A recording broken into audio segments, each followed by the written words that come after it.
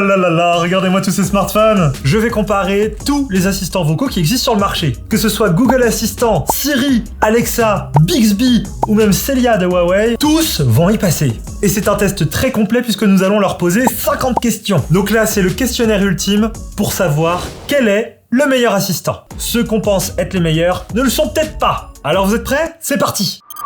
Allez, on commence avec les fonctionnalités smartphone. Allume le flash. Prends un selfie.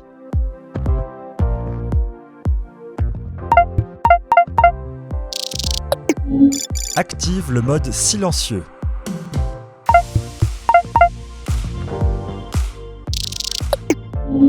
Monte le son au maximum.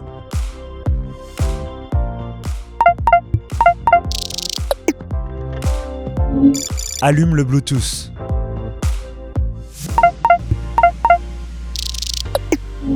Prends une capture d'écran. Télécharge l'application Netflix dans l'App Store.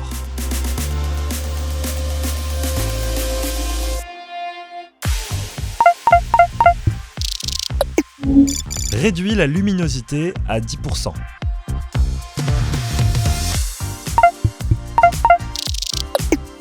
Active le mode sombre.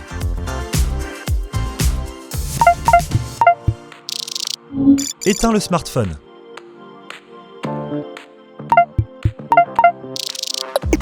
Alors là, direct, ce qu'on peut remarquer, c'est que Google, c'est quand même un sacré monstre. 10 points d'un coup comme ça, sans s'arrêter. L'assistant Google arrive à tout régler sur le smartphone, surtout que là, on utilise un Pixel 6, donc il doit bien être aidé. On est vraiment face à un assistant qui est très puissant. De l'autre côté, je suis très déçu par Apple, parce que Siri n'a fait que 5 sur 10, alors que quand on voit Celia de Huawei qui fait 8 sur 10, Apple, va falloir vous réveiller un petit peu avec Siri. En plus de ça, Apple, il maîtrise le hardware et le software. C'est propriétaire, tout leur appartient.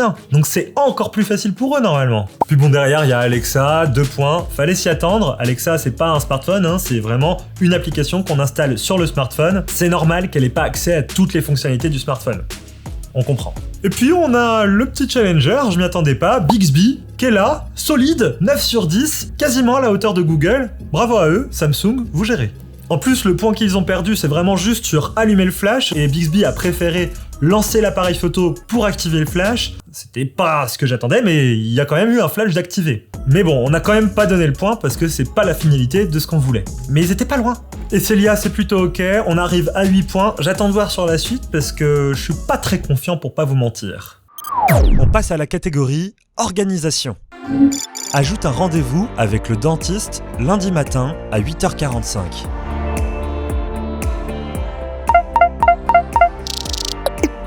Quels sont mes rendez-vous lundi ? Ajoute un réveil demain à 9h30.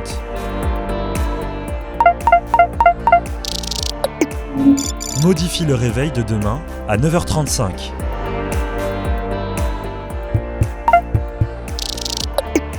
Lance un minuteur de 10 minutes.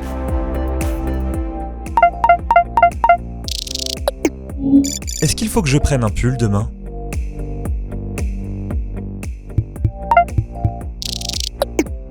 Quel temps va-t-il faire demain ? Globalement, ils sont tous très bons, non ? Ils ont tous eu 5 sur 7, sauf Alexa.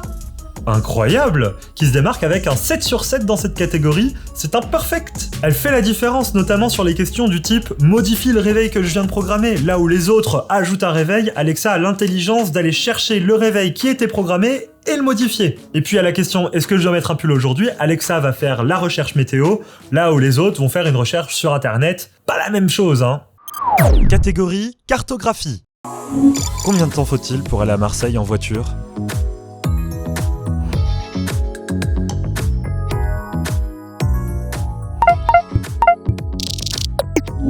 Quel est le trajet pour aller à la Tour Eiffel en vélo ?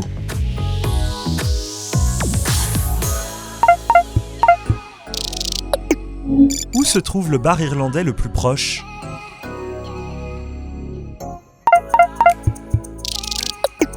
Bon alors là clairement on a les deux smartphones qui ont un OS propriétaire qui sont très efficaces. Google avec son Pixel et Siri avec l'iPhone. Les deux arrivent à utiliser leurs applications Plan et Google Maps à la perfection. Célia de l'autre côté c'est sans commentaire, on est vraiment sur un 0 sur 3 questions. Elle fait juste une recherche sur internet qui n'a aucun rapport et ça ne mène à rien. Je perds du temps. On passe à la catégorie recherche. Quelle heure est-il ? Comment se dit restaurant en japonais ? Selon Speechling, comment on dit restaurant en japonais ? Je ne peux pas traduire vers cette langue pour le moment. Restaurant, en japonais se dit 飲食店. En japonais, restaurant c'est restaurant. Je suis encore en train d'apprendre le japonais, donc je ne peux pas vous aider à ce sujet. Quelle est la recette pour faire une tartiflette ?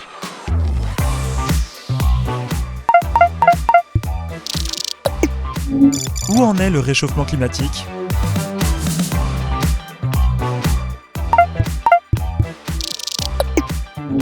Où trouver la Nintendo Switch au meilleur prix ?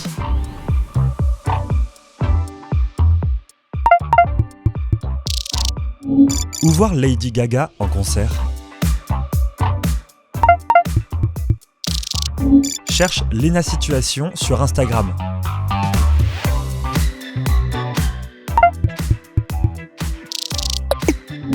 Montre-moi une vidéo de perroquet.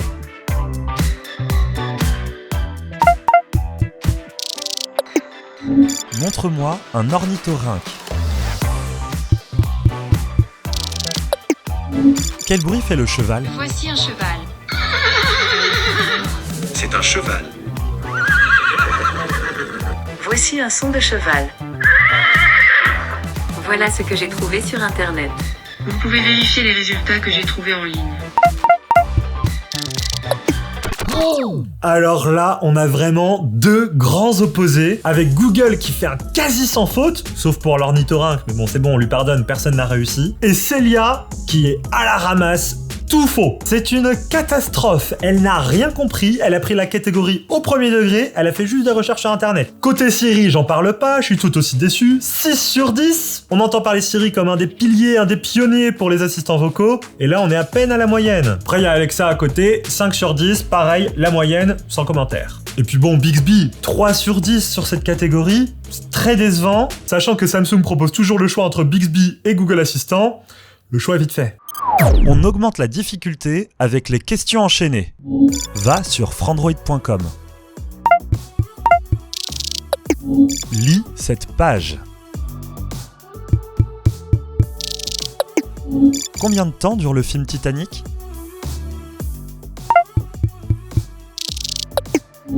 Qui a réalisé ce film ?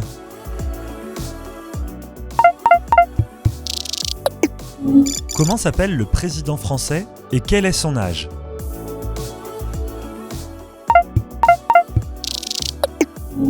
Qui est Madonna ?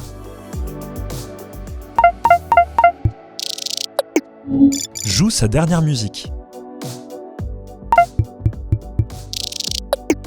Bon alors là, cette catégorie, c'était vraiment la plus dure puisqu'ils doivent comprendre le sujet d'une question et l'interposer sur la question suivante. Donc ça demande un petit jeu de logique pour les assistants qui n'est pas vraiment évident. On a toujours Google qui est au-dessus du peuple avec 6 réponses correctes sur 7. C'est clairement insane. Pour le coup, Bixby et Alexa se vautrent aussi avec 3 sur 7, là où Siri fait encore moins bien, alors eux, ils sont à 2 sur 7, ça fait mal. Puis bon, Célia, j'ai abandonné, là on est sur du 0, encore une fois. Moi je vais la désactiver parce que j'ai des potes qui s'appellent Célia et à chaque fois elle s'active, celle-là, elle me saoule, elle me saoule. Catégorie mathématiques. Que vaut 10 € en dirhams ?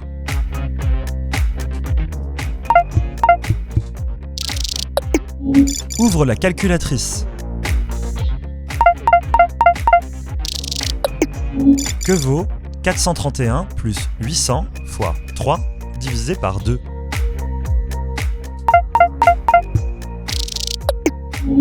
Fois 2.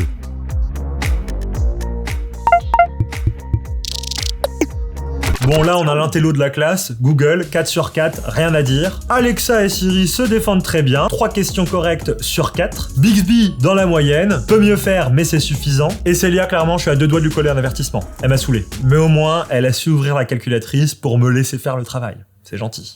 Allez, on passe avec des questions un peu plus fun. Bonjour. Que sais-tu faire ?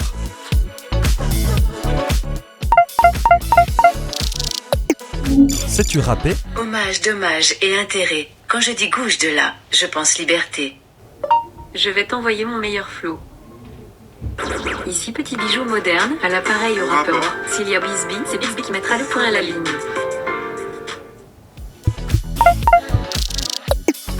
Parle comme Yoda. Parler comme Yoda, j'adore. Comme Yoda parler, facile n'est pas. Autodétruis-toi. Autodestruction enclenchée. Séquence d'autodestruction non entamée.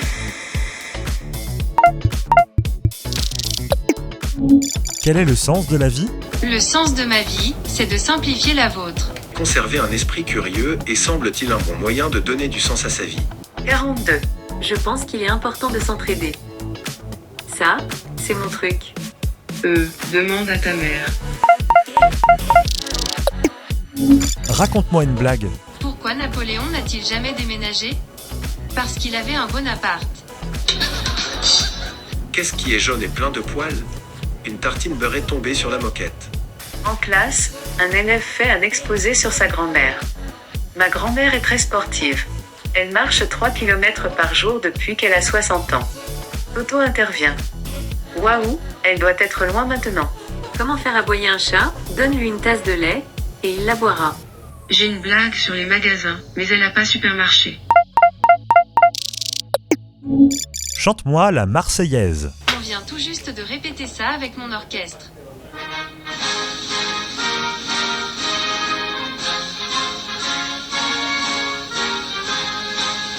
Allons enfants de la patrie, le jour de gloire est arrivé. Raconte-moi une histoire pour s'endormir.